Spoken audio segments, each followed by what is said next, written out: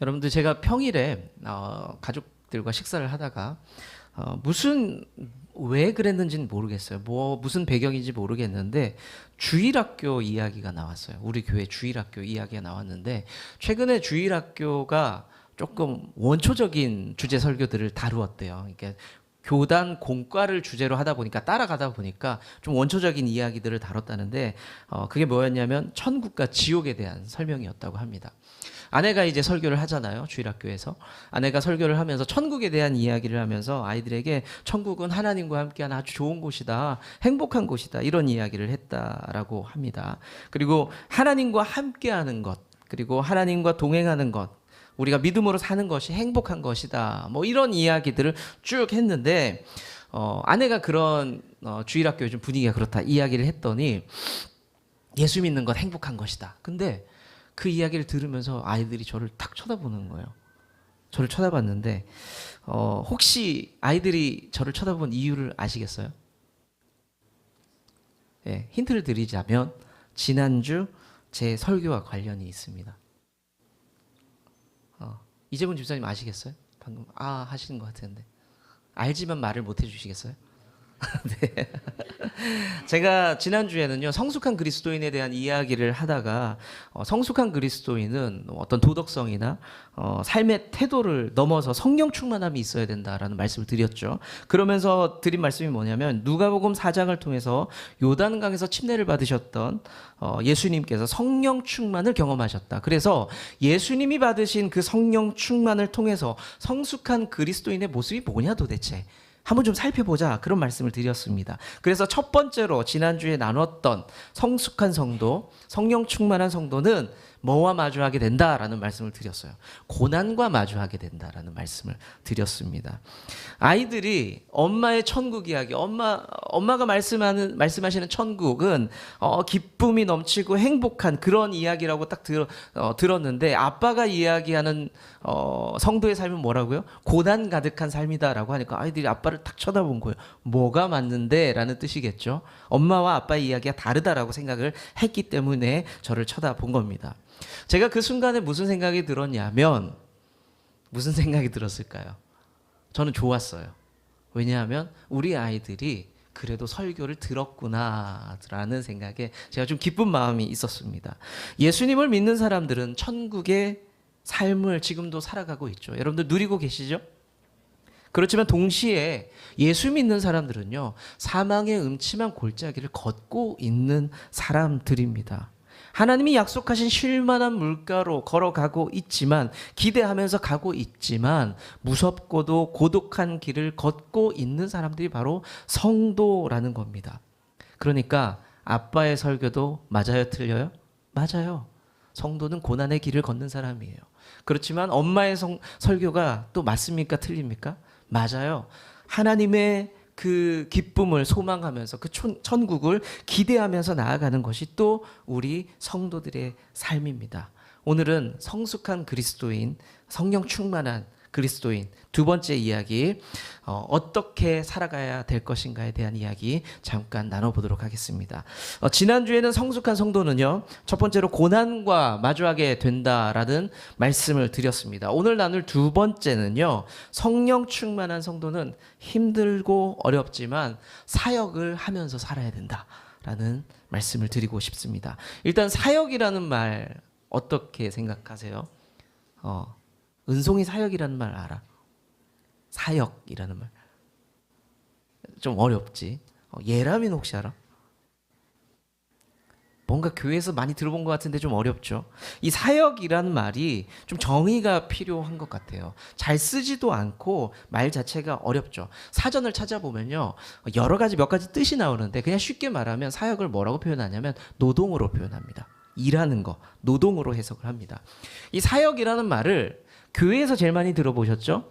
교회가 아닌 다른 곳에서 그나마 좀 남아있던 곳이 어디냐면 군대예요. 사실은 군대. 사역하자라는 말. 지금 군대는 좀 안 쓸 수도 있는데 사실은 제가 있을 때만 해도 그런 표현들을 제법 썼습니다. 군대에서 사역이라는 말은요. 무슨 뜻이냐면 훈련을 뺀 나머지 잡무들이에요. 작업하자, 일하자, 뭐 그런 것들을 다 사역하자, 사역 있다, 금일 금일 일정을 말씀드리겠습니다 하면서 무슨 사역이 있다 이렇게 이야기를 합니다. 근데 기독교 용어로는 사역을 어떻게 표현할 수 있을까요? 내 사명을 위한 어떤 활동, 헌신 이런 것들을 사명이라고 사역이라고 표현을 합니다. 교회 용어로 우리가 훨씬 많이 쓰고 익숙하고 있죠. 그래서 내가 하나님을 위해서 뭔가 수고하는 것, 희생하는 것, 애쓰고 용쓰는 거를 다 사역이라고 우리가 표현을 합니다. 우리가 쉽게 말해서 실제적으로 뭐를 사역이라고 표현을 많이 합니까? 교회에서 식사, 주방, 봉사해요. 사역이라고 보통 표현하죠. 목장 리더로 섬기고 있습니다. 교회 학교 교사입니다. 찬양팀입니다. 교회 청소하고 있어요. 전도하고 있습니다. 이런 것들을 우리가 보통 사역이라고 표현을 합니다. 우리 이런 수고들을요, 사회에서 말하는 봉사랑은 조금 다른, 결이 다른 어감들이 있습니다. 하나님을 위해서, 절대적인 존재를 위해서 헌신하고 충성하는 것을 사역이라고 표현을 하죠. 자, 우리가 성령 충만할 때 따라오는 게 있어요. 우리가 성령 충만할 때 따라오는 게 있는데 그게 바로 사명입니다. 사명. 신앙생활을 열심히 해요. 뜨겁게 하게 됩니다. 갑자기 누군가가 뜨겁게 하게 될 때에 쑥 들어오는 게 있어요. 우리 삶 가운데서. 그게 뭐냐면 저 뭐 좀 하면 안 될까요? 예요. 여러분들이 한번 뜨거웠던 시절들을 생각해 보세요. 하나님을 만나고 공동체를 너무너무 많이 사랑하게 될 때에 그 특징이 뭐냐면 제가 뭘 할 수 있겠습니까? 제가 뭐라도 좀 하고 싶습니다. 라는 말들이 보통은 나오게 됩니다. 이유가 뭘까요? 하나님을 너무 사랑하기 때문에 내가 이 공동체를, 우리 좋은 나무 교회 공동체를 너무 사랑하기 때문에 제가 뭐라도 할 수 있을까요? 라는 고백들이, 헌신의 고백들이 나온다는 거죠. 우리 교회에 오셨던 어떤 분이요, 굉장히 힘들었대요. 그 전에 힘들었대요. 그래서 뭐 때문에 힘들었냐라고 했더니 너무 많은 일들 때문에 힘들었대요. 그러니까 사역이 많았대요. 그 전에서. 그래서 제가 이야기했어요. 절대 사역하지 마세요. 사역 금지령을 내렸습니다. 그런데 2주, 3주 나오더니 뭔가 할 수 있는 게 없을까요? 라고 이야기를 제게 하더라고요. 그래서 제가 깜짝 놀라서 다시 얘기했습니다. 하지 말라고요. 뭘 자꾸 하려고 합니까? 라고 했더니 그 형제님이 또 어필을 합니다. 저는요 사진도 찍을 수 있고요, 저는요 방송실에 일도 할 수 있고요, 그래서 아무것도 하지 말라고요 라고 몇 번을 말렸습니다. 그랬더니 뭔가 할 수 있다고 계속 얘기해서 그러면 저를 좀 도와주세요 라고 하면서 사역들을 조금씩 공유하고 나누기 시작했습니다. 여러분들 그 마음이 뭘까요? 나 그게 너무 싫었는데 갑자기 그걸 하고 싶어져요. 그게 뭘까요? 갑자기 제가 좋아져서 그럴까요? 그렇다고요? 아니에요. 그거 아니에요. 그냥 공동체를 향한 사랑과 하나님을 향한 사랑이 그냥 일어나기 때문에 그런 겁니다. 일어나기 때문에. 여러분들은 교회를 향한 헌신이, 교회를 위해서 함께 뛰는 것이 여러분들 왜 하고 있어요? 그냥 신재철이 혼자 뛰는 거 보니까 불쌍해서 하는 거예요? 제가 한 1년 전만 해도 차량 운행도 하고 점심 먹고 막 뛰어다니고 할 때 김명동 집사님이 이제 차량 운행은 제게 맡기시죠 라고 말씀하셔서 제가 너무 좋았는데, 집사님 왜 그러셨어요? 좀 불쌍해 보였나요? 그런 건 아니죠. 우리가 주의 공동체를 위해서, 하나님 나라를 위해서 뭘 할 수 있을까? 그런 뜨거움이 생길 때에 그걸 할 수 있다는 겁니다. 최순자 원사님 계속 주일날 식사를 명절에도 빼놓지 않고 만들어주세요. 왜 하세요? 아이고 신 목사 저거 보니까 저거 살 좀 찌워야 되겠는데 안 되겠다 싶어서 밥 해주시는 거예요? 아니에요. 제가 여쭤봤죠. 좀 쉬시죠. 저기 명절 때는 좀 쉬셔도 됩니다 라고 말씀드렸더니 안 된대요. 우리 식구들 먹여야 된대요. 공동체를 향한 사랑이 있기 때문에 뭐라도 하려는 마음이 있습니다. 그런데 우리가 오해를 하면 안 돼요. 사역의 폭이 좀 넓어져야 됩니다. 교회 봉사하는 것만 사역이 아닙니다. 교회 일하는 것만 사역이 아니라는 거죠. 그 너머의 모든 헌신과 활동들이 우리의 사역이 될 수가 있다는 겁니다. 예수님을 너무나 뜨겁게 사랑해요. 너무나 사랑하다 보니까 내 아내가, 내 남편이 달라질 수 있어요. 가정에 헌신하는 거죠. 저는 그것이 사역이라고 믿습니다. 갑자기 수련회를 갔다 와서 우리의 청소년들이, 우리의 자녀들이 하나님을 너무나 사랑한다고 고백하더니 그 인생의 꿈을 찾기 시작하고 그리고 공부를 열심히 하게 시작합니다. 저는 이것도 주를 위한 사역이라고 생각을 합니다. 여러분들 어떻게 생각하세요? 저는 그렇게 생각해요. 오늘 성경을 보시면요, 성령 충만한 예수님의 행보를 계속해서 볼 수 있는데요, 예수님이요 성령 충만한 뒤에 가만히 있지 않아요. 계속해서 움직입니다. 지난주에 살펴봤듯이 처음에는 어디 계셨어요? 거친 광야에 계셨습니다. 광야에서 마귀와 함께 하시며 시험을 받으셨어요. 그리고 쭉 뒤에 말씀을 보시면 자신이 자라났던 나사렛 주변에 갈릴리 지역으로 이동을 하세요. 그리고 그곳에서 사역하세요. 갈릴리에서 다시 나사렛으로 돌아오십니다. 그리고 다시 갈릴리의 가버나움이라는 지역으로 이동하세요. 뭐 왔다 갔다 이동하세요. 근데 그 동선이 넓지는 않은데 계속해서 이동하시죠. 지도 한번 띄워주시겠어요? 예수님께서 이동하신 지역이 지금 박스 보이세요? 지도의 박스? 거기서 거기에요. 이렇게 갈릴리 바다, 나사렛, 가버나움 거기를 계속 움직이면서 사역을 감당하고 있습니다. 자, 내려주시고요. 그러면 예수님께서 성령 충만하셔서 하신 일이 계속 그냥 이동하는 거냐? 예수님이 무슨 마라톤 선수입니까? 계속 걷기만 하셨어요? 그냥 그것을 가기만 하셨습니까? 그렇지는 않다는 거죠. 4장 14절, 16절, 31절을 보면 예수님께서 어딜 가셨다라는 지명이 기록돼 있어요. 우리가 같이 방금 살펴본 그 지명입니다. 그런데 그 구절을 보면요, 예수님께서 거기서 하셨던 일들이 동시에 기록되어 있어요. 어디 가셨어? 어디 가셨어가 아니라 어디 가셔서 무엇을 하셨어? 라고 기록이 되어 있습니다. 그 짝꿍 구절들이 있는데 14절의 말씀을 보면 15절에 이어서 예수님께서 갈릴리 회당에 가셔서 사람들을 가르치셨다라고 되어 있고요. 16절의 말씀을 보시면 또 그곳에 가셔서 예수님께서 나사렛에 가셔서 성경을 읽으셨다라고 기록이 되어 있고요. 또 31절을 보면 가버나움 지역의 회당에 가신 다음에 또 그곳에서 사람들을 가르치셨다라고 기록이 되어 있습니다.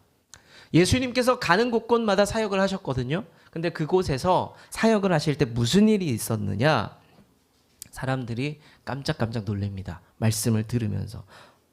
사람들이 저 말씀을 듣고 그 말씀을 듣고 깜짝 놀랐다고 기록이 되어 있습니다.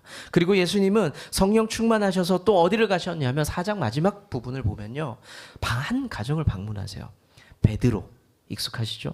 베드로의 가정을 방문하시는데 나를 잘못 잡았어요. 손님으로 갔는데 그 집에 환자가 있는 겁니다. 조금 어렵죠. 여러분들 저희 집에 놀러 왔는데 제가 초대해서 갔어요. 집사님 저희 집 가셔서 차 한잔 하시죠. 갔어요. 저도 몰랐어요. 갔는데 제 아내가 머리를 싸매고 누워있어요. 아파서. 여러분 분위기 어때요? 이거 어떡하지? 가야 되나? 나가야 되나? 고민될 수 있죠. 예수님께서 그 집을 방문하셨을 때 그 난감한 상황이 됩니다. 누가 아파요. 베드로의 장모가 같이 살고 있었던 것 같아요.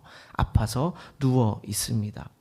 그 모습을 보면서 예수님께서 심한 열병이라고 표현하고 있는데 그 열병을 앓고 있는 장모를, 베드로의 장모를 보면서 예수님께서 고쳐주십니다.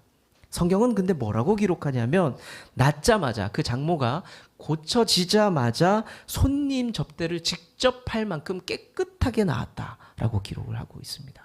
여러분들 아플 때요, 좀 괜찮아졌어라는 표현 쓰죠. 이 말은 무슨 말이에요? 다 깨끗하게 금방 낫는다는 말입니까? 그 과정이 있잖아요. 좀 나아졌어. 그리고 좀 시간이 지나면 이젠 괜찮아 이렇게 얘기하잖아요.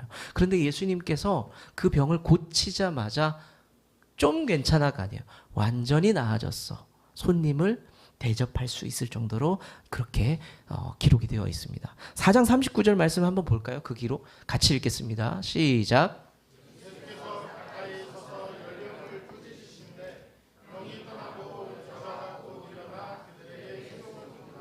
예, 성령 충만한 사람, 성숙한 그리스도인은요, 내가 예수님 참 좋아해, 사랑해, 내가 예수님 믿으니까 행복하네 라고 말하면서 그 자리에서 머물러 있지 않는다는 거예요. 움직이는 거예요. 그게 제가 교회 일 열심히 하십시오라는 의미로 전달하는 거 아닌 거 아시죠? 이제 신재철 좀 아시잖아요. 그런 의미가 아니에요. 내 눈에 띄는 사명이 있을 겁니다. 맡겨진 사명이 분명히 보일 거예요. 그게 내게 주어진 사명이라고 확신한다면 그 삶을 우리의 삶을 그 사명에 던질 수 있어야 된다는 겁니다. 그게 일평생 내 남편일 수 있고 내 자녀일 수 있고 내 이웃일 수도 있고 어떤 무엇일 수 있습니다. 근데 그것을 향해서 내 삶을 던질 수 있어야 된다. 성숙한 그리스도인은. 그래서 제가 사역이라는 것이 우리의 삶이다라고 말씀드리는 것이 우리의 일상이 너무너무 중요하다는 겁니다. 우리의 일상, 삶이 가볍지가 않습니다. 우리의 일상 모든 요소들이 사역이 될 수 있거든요. 사역이 될 수 있으니까요. 오늘 예수님께서 그 사명을 감당하실 때 돌아다니면서 사람들을 만나고 말씀을 가르치셨을 때 사람들이 놀랐다 그랬잖아요. 저는 여러분들을 축복하기를 소망하기를 여러분들의 삶의 일상의 삶의 사역을 감당하실 때 여러분들을 보면서 사람들이 깜짝깜짝 놀랐으면 좋겠어요. 저 사람은 어떤 사람이냐? 놀라면 좋겠어요. 예수님의 가르친 대로 살아가는 우리의 삶을 보면서 사람들이 신기해하면 좋겠어요. 그리고 예수님께서 베드로의 장모를 고쳐주셨잖아요. 일어나게 해주셨잖아요. 그것처럼 저와 여러분들의 삶의 사역들이 누군가를 살리고 고쳐주고 다시 일으켜주는 그런 삶의 사역자가 될 수 있기를 소망합니다. 저는 여러분들이 일상을 통해서 사역하면서 누군가를 회복시켜 줄 수 있다면 참 좋겠습니다. 반복해서 말씀드려요. 교회 안에 봉사만이 사역이 아닙니다. 밖에서 내 일상에서 주어진 그 일들을 감당하는 것, 그런 감당할 수 있는, 사역할 수 있는 우리 모두가 될 수 있기를 소망합니다. 그게 자녀 양육 될 수 있어요. 그리고 직장이 될 수 있고 학업이 될 수도 있습니다. 우리의 거룩한 부르심이 우리의 성령 충만을 통해서 드러나고 그 사명 꼭 붙잡을 수 있는 저와 여러분 될 수 있기를 소망합니다. 우리 모두는 사역자예요. 사역자. 우리 모두는. 네. 제가 귀한 사역 감당하는 여러분들 다 각자의 작은 교회다 보니까 저마다 여러 가지 영역에서 봉사하고 사역하고 계세요. 제가 어제 어떤 귀한 사역을 감당하고 있는 집사님께 고생하신다고 전화했더니 제가 뭐 월권을 한 것 같아요. 목사님이 하셔야 되는 사역을 제가 하고 있는 것 같아요. 라고 말씀하셔서 제가 깜짝 놀랐어요. 무슨 말씀입니까? 자기가 감당할 것이 아니라 목사님이 하셔야 될 사역이라는 거예요. 근데 저는 전혀 그렇게 생각하지 않거든요. 일을 나눠 가집시다의 개념이 아니에요. 우린 모두 사역자입니다. 목사님이시니까 그런 거 없어요. 저마다의 주어진 몫을 그것을 붙잡으면 돼요. 그것 사명 가운데 우리 삶을 던지시면 됩니다. 그런 사역자 되시기를 축원합니다.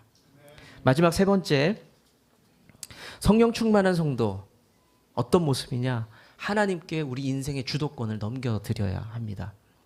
지난주에 읽었던 4장 1절을 다시 한번 주목할 필요가 있어요. 성령 충만했던 예수님께서 자신의 계획이 있을 수 있죠. 하고 싶은 일이 있을 수 있죠. 그걸 시작할 수 있습니다. 그런데 예수님께서는 성령 충만하자마자 말씀대로라면 성령에 이끌려서 순종하면서 광야로 먼저 가세요. 광야로 먼저 가십니다. 그리고 14절의 말씀을 보시면 성령의 능력으로 갈릴리로 돌아갔다라고 되어 있습니다. 성령에 이끌리어 성령의 능력으로 그 움직임을 계속 결정하고 계세요. 예수님께서는. 다시 한번 성경을 통해 확인해 볼까요? 4장 1절의 말씀입니다. 같이 읽어 볼게요. 시작.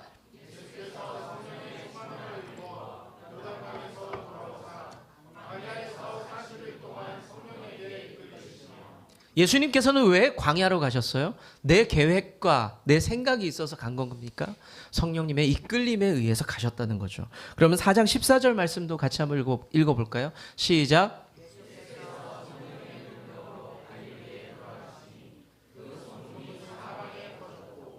예수님께서 성령의 능력으로 갈릴리로 가셨대요. 근데 좀 이상하지 않아요?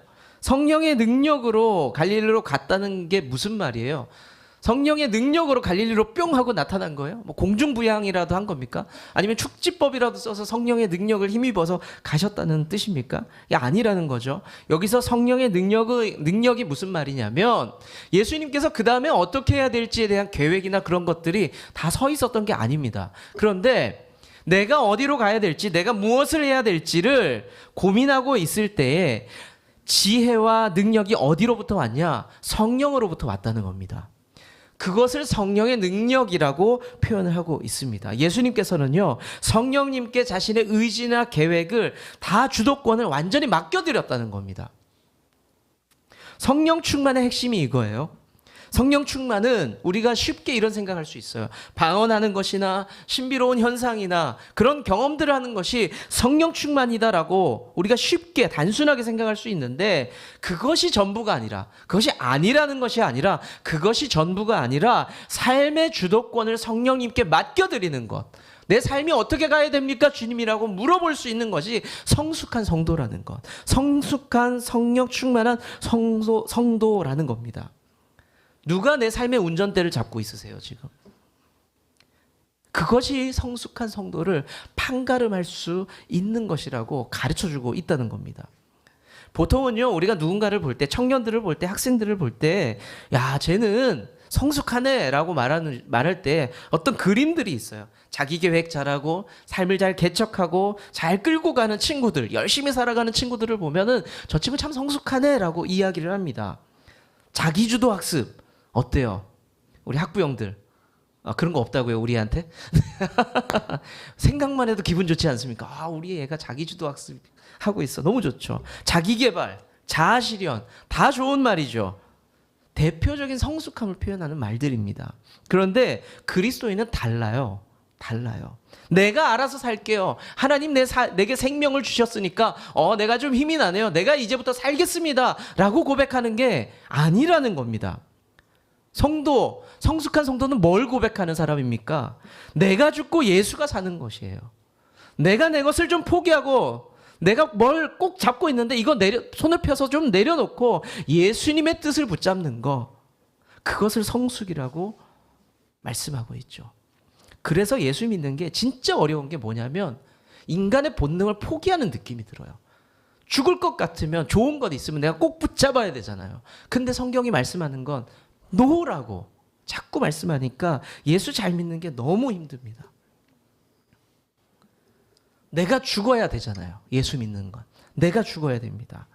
성경은 또 어떤 원리가 있냐면 실패가 성공이다 말하고 있죠. 자꾸 실패해라. 실패해야 된다. 자꾸 성공하지 말아라. 죽는 게 사는 것이다 라고 말씀하고 있죠. 지는 게 이기는 것이다 라고 말씀을 하고 있습니다. 좀 이상한 가르침이죠. 그런데 예수님께서 이 땅을 살면서 보여주셨어요. 내가 말만 하는 게 아니라 봐봐. 지는 게 이기는 거야. 죽는 게 사는 거야. 십자가가 그 가르침의 끝판왕이죠. 끝입니다. 예수님께서 십자가에 달리는 거 좋아하셨습니까? 그것을 소망하셨나요? 내게 주어진 숙명이다, 운명이다, 사명이다. 내 그 길을 기쁘게 걸어가겠다. 제가 많은 목사님들이, 저도 마찬가지고요, 주의 일 함께 하면서 걸어가면서 기쁘게 그 길 걸어갑시다 라고 많이 설교들 하시잖아요. 근데 그게 쉽나요? 주와 함께 길 가는 것 즐거운 일 아닌가. 저는요, 이게 아멘이 쉽지 않아요. 너무너무 어렵거든요. 주의 일을 감당하며 걷는다는 게. 예수님께서도 그 십자가 앞에서 하나님께 열심히 어필해요. 열심히. 뭐라고요? 십자가 지기 싫다고. 그렇지만 결국 어떻게 해요? 아버지의 뜻에 순종하는 모습을 보여주십니다. 보여지는 사역뿐 아니라 내가 죽고 사는 것. 예수님께서는 사람들을 가르치시고 병든 자를 고치시고 귀신을 쫓아내시는 그 보여지는 그런 사역 말고요, 내가 죽고 사는 것까지도 하나님께 다 맡겨드렸어요. 우리는 이걸 성숙이라고 표현하고 성령 충만한 모습이라고 고백할 수 있습니다. 이제 말씀을 좀 정리하고 맺겠습니다. 성령 충만하다는 것이요, 그렇게 낭만적이지 않습니다. 불편합니다. 교회에서 남발되어지는 것 같아요. 성령 충만해야 됩니다. 성령 충만해야 됩니다. 사모합니다. 제가 기다립니다. 근데 성령 충만한 그렇게 스윗하지 않아요. 거칠어요. 여러분들 거친 면에 이렇게 피부감하고 닿잖아요. 사포 같은 거, 거친 거 이렇게 피부에 이렇게, 아니 하다못해 우리 아이들 때 밀 때 거칠어야 때가 나오잖아요. 이렇게 때를 밀잖아요. 그러면 어때요, 애들이? 시원하다 이래요, 5살짜리가? 뭐라고요? 아프다고 하잖아요. 아프다고. 성령 충만하면 아파요. 거친 면이 막 닿기 때문에. 그리고 성령 충만하다는 것은 우리가 용을 써가며 살아가는 거예요. 용을 써가면서 순종하기 위해서 애쓰고 수고하는 삶입니다. 그래서 피곤해요. 그러면 이런 질문할 수 있죠. 성령 충만하면 하나도 좋은 거 없네요. 그거 뭐 좋다고 그걸 받습니까? 근데요, 성령 충만에 주요한 좋은 유익이 있어요. 그게 뭐냐면 영적인 능력과 담대함입니다. 우린 영적인 존재잖아요. 그리스도인들은. 모든 사람들은 영적인 존재입니다. 그래서 이 땅을 딛고 살아갈 때요, 영적인 힘이 필요해요. 근데 그 힘이 어디서 온다? 성령 충만할 때. 여러분들이 인생을 잘 살기 위해서, 하나님 나라 이루어가는 성도답게 살기 위해서 필요한 게 뭐라고요? 성령 충만이라고 가르쳐주고 있습니다. 그 힘의 근원이 성령 충만이다. 근데 성령 충만함이 단순히 우리가 성도로 살아가기 위한 에너지 아니에요. 단백질 뭐 이런 거 아닙니다. 성령 충만의 또 다른 핵심 중에 하나는요, 하나님과 우리와의 관계입니다. 우리가 하나님께 붙어 있고 공급받고 있기 때문에 이 험한 세상을 버텨낼 수 있다는 겁니다. 여러분들, 아까 우리가 찬양할 때 약할 때 강함 뭐라고 했어요? 되시네 라고 표현했죠. 이렇게 가사를 바꿀 수도 있어요. 사실은 약할 때 강함 주시네 이렇게 할 수 있어요. 근데 이 표현이 뭔지 아세요? 우리가 힘들고 어려울 때 주께서 힘을 주신다라고 표현하는 건 틀리지 않고 좋죠. 그런데 더 놀라운 사실이 뭔지 아세요?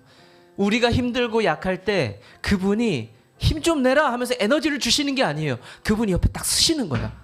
내가 너의 강함이 되어줄게. 함께 해줄게. 강함으로 함께 동행해주겠다라고 말씀하는 겁니다. 내게 붙어만 있으면 너의 능력이 될 것이고 힘이 될 것이다. 그렇게 말씀하고 있습니다. 요한복음 15장 5절은 이렇게 말씀하고 있죠. 같이 한번 읽어볼까요? 요한복음 15장 5절의 말씀 같이 읽어보겠습니다. 시작. 나는 포도나무요 너희는 가지라.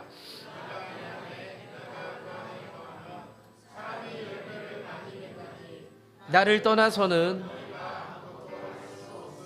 성령 충만은 주시는 분 앞에서 붙어 있는 것, 그래서 그것을 공급하는 겁니다. 첫 번째 이유는요, 생명이죠. 우리가 성령 충만함이 있어야 생명을 누릴 수 있고요. 두 번째는 그로 인해서 힘이 나고 열매를 맺을 수 있다고 가르쳐주고 있습니다. 성령 충만, 맡겨드리는 것, 사명 앞에 살아가는 것 힘들고 어렵죠. 우리 인생이 광야 같을 수 있습니다. 아무것도 없는 빈손과 같은 삶을 경험할 수도 있습니다. 내가 가진 것이 너무나 작다라고 느껴질 때가 있습니다. 하지만 우리가 하나님 앞에 붙어만 있다면, 끝까지 그 손 붙잡고 살아간다면 여호와 이레라고 고백하죠. 하나님이 준비하신다는 겁니다. 우리가 빈손 들고 나아갈 때도 아무것도 없을 것 같지만 오병이어의 기적처럼 내가 가지고 있는 작은 것들을 내어드릴 때 우린 그거 붙잡고 어떻게 해요? 하나님 나 이거밖에 없어요. 이거 드리면 나 굶어 죽어요 라고 이야기하면서 못 주잖아요. 못 드리잖아요. 그게 우리 인생 아닙니까? 저도 설교하는 저도 똑같아요. 이거 놓으면 죽을 것 같아요. 안 돼요. 그런데 주께서 말씀하시는 건 네 것을 포기할 때, 네 의지와 네 고집과 계획을 내려놓을 때 내가 일할 수 있어. 그걸 놔야 나를 붙잡을 수 있는 거 아니니? 그걸 좀 펴보라는 거예요. 피고 내 손 잡으라는 겁니다. 그거 꼭 잡고 있는데 어떡하려고 하니?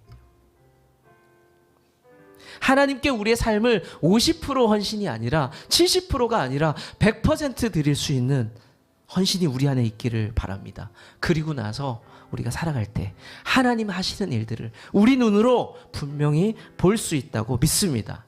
그런 성령 충만한 성숙한 성도 될 수 있기를 축원합니다.